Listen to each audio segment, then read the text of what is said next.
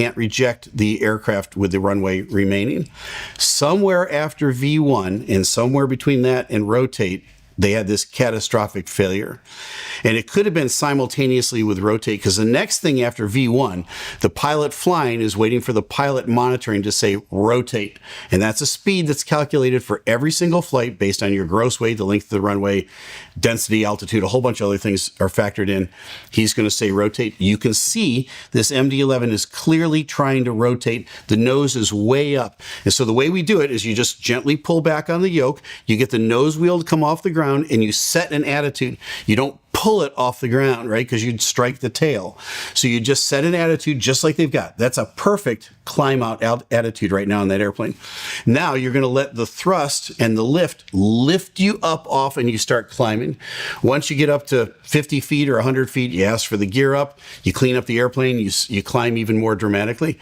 These guys are attempting to get to that place, but something's wrong. They should be climbing out on 2 engines. The reason they're not climbing out, there's a compressor stall on the number 3 engine. They've only got 1 engine that's fully functioning for them.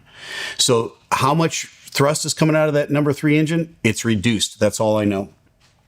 The report in a month or at the end of the year will say exactly how much thrust was coming out or not coming out of that number 3 engine. But the investigators now going forward are going to concentrate on that number 3 engine. And part of our reporting here will help them focus in on the stuff they need to focus in on. Let me continue with the video.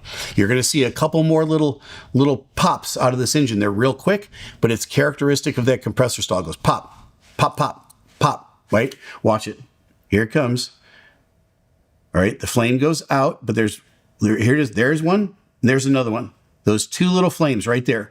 Those are compressor stalls. Now you don't see any more coming out of it. It doesn't mean it's not stalling. The cameraman turns away. He comes back to the aircraft, and we see the fireball. I'm going to show you a different angle here now from a dash cam that really kind of explains much better and in much more detail what's going on. But I'll get to that in a minute. I want to show you